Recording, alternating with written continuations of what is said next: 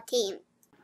Hey there, this is Malorian. This is another Orc Tactical team, and this one comes from another viewer. It comes from Durvan, and his question is, Malorian, there's so much Always Strikes First out there now.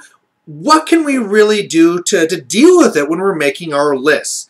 And that's a really good question because, honestly, he is completely right. We are now seeing more Always Strike First than ever before. But at the same time, I gotta say, it probably makes the least impact as compared to ever before. Back in 7th, when you didn't have Step Up, when whoever got in there first was really going to be one to just kill off that front line, and then they won the game, High Elves were a really big deal. You know, really, if you didn't have chariots or some way to flank them or something like this, you were in a lot of trouble going up against High Elves. Now, with Step Up and all the rest of it and Horde attacks, it's not really so much that big of a deal. Really, to kind of explain it, it's just dealing with hatred, right? Let's say we're dealing with Beastmen. It's like, oh, Beastmen have hatred, and I can't believe that. Like, that's so powerful. They get to re-roll all their hits. And then you go up against, say, Dwarves. It's like, oh, they have hatred, and they get to re-roll the hit. And for the most part, that's what it really comes down to. Of course, Always Strike First. It's basically re-rolling the hit because the same models that have these rules also have a high initiative. So normally they're re-rolling the hit as well. Unless they have great weapons, then they're just kind of hitting with them faster. But for the most part, that's even worse. Because with how it's going with 8th, and like I said with Step Up, unless the attacks you're making are reducing return attacks, it doesn't really matter. When I come in there with my 40 Savages or my 40 Black Orcs or whatever it is, if you're not killing at least 10 models, 11 models actually, I don't care that you went first. The whole fact that you got to roll before me, you know, this isn't people like yelling shotgun and trying to run to the front of a truck. This is just like, okay, you rolled your dice, I rolled my dice after that, and it really mattered who got the most kills. Now, of course, that's going to be part of it, where if you're re-rolling the hits, you're getting more kills. But I think that's just going more along the line that 8th edition is becoming a more bloodier games where there's more death. Like I said before, when we're looking back at 7th, where you're only having the front rank attack and there's no Step Up, I mean, really, if you won a combat, it was probably just winning it by a couple, right? 1, 2, I mean, if you won a combat by 5, oh boy, you kicked a bunch of butt, and really, most of that was coming from your static combat res. In 8th, you know, combat static res is almost a thing of a past. The whole idea that you have multiple ranks giving you, you know, I got a rank bonus of 1, I got 2 or 3.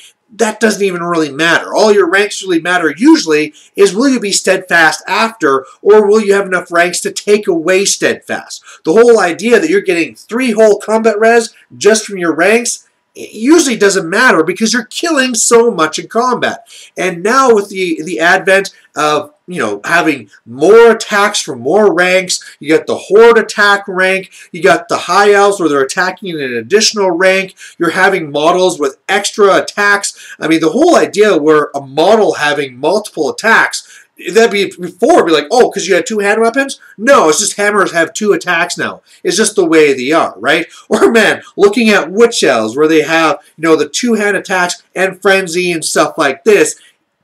These things really add up to so much killing that the whole idea where you have Always Strike First, it's kind of like a novelty. It's kind of like a thing on the side.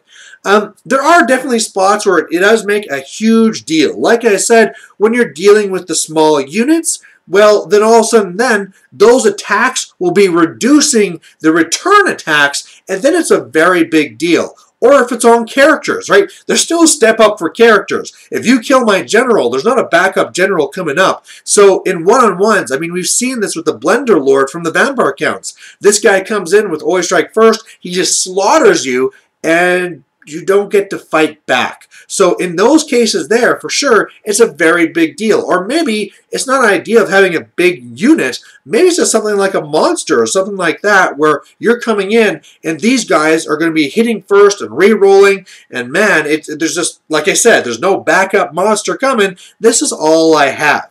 And I think really the way to deal with this is you could go the traditional route, and if you're dealing with smaller units, like if they're throwing up the units of 10 Swordmasters just to really soften you up, you could go the old way. And the old way of dealing with Always Strike First was two things. One, you could shoot them, because I don't care if you're faster me in combat, I'm going to shoot you before we get to combat.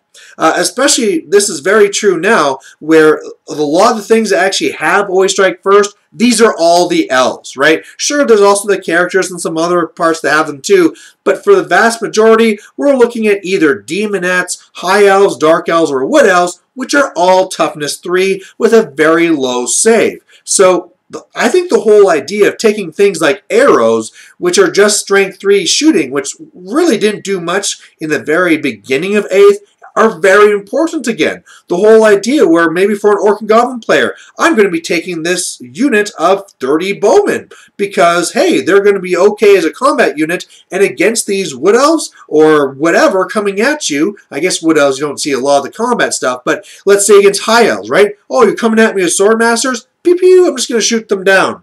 You know, I don't care you have Always Strike First. Or for the combat option, maybe you're going to look at chariots, right? My chariots can smash you. Impact hits happen before your Always Strike First attacks, and I can reduce your attacks before you go before me. And you know what? At the same time, if you're seeing these small units, you can do that in combination with another unit. Because a lot of times, I can send in my chariot, and I'll do my impact hits, but you're still probably going to be steadfast, and your return attacks might destroy my chariot as well. However, if you mix it with a block and a chariot, I'm reducing your attacks. So it's almost a whole benefit that they had, that their Always Strike First is going to kill guys before I hit them. Well, now I'm going to kill them before they can kill me, so I can kill more back in return, right? So you can have all that going.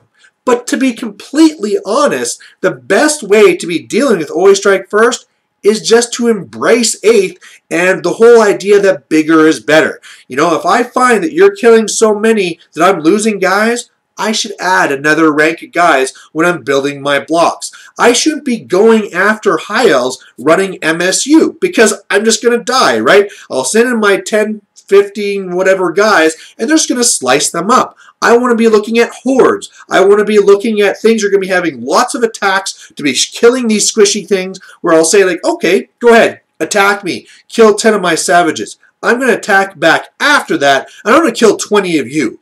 And that's really the way to look at it. Or if you're going to be drawing this out even longer, saying, hey, you know what, maybe they're so killy, I don't want to take 40 because they might kill more than 10. Maybe I need to take 50. And it's that whole idea there. Or another traditional way to get past Always Strike First is to have in those killy characters. So that even though they're coming in and they're killing your normal guys, you have your hard hitters in the front which are killing them back. So a good Orc and Goblin reference would be, say, like the Night Goblins. I'll send in the horde of Night Goblins, and you can go and you can kill those guys all you want. I got 100 of them in some cases. And at the same time, I'll have my heroes in there, my big bosses with the great weapons, and they're going to be killing these expensive guys with great weapons. And hey, if they want to go and target their attacks on me, all of a sudden they're losing a lot of their benefits because sure, you're hitting first, but all of a sudden your weapon skill might not be helping you as much. You might not be getting the re-rolls, and I'm having a lot more guys to attack you back.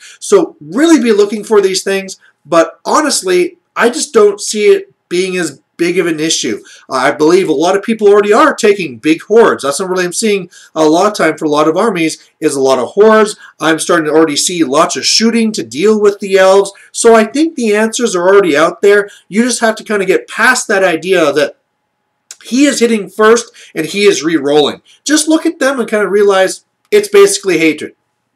You know, the whole idea that they're hitting before you is not that big of a deal. So there you go. And thanks for the question, and we'll catch you later. Bye.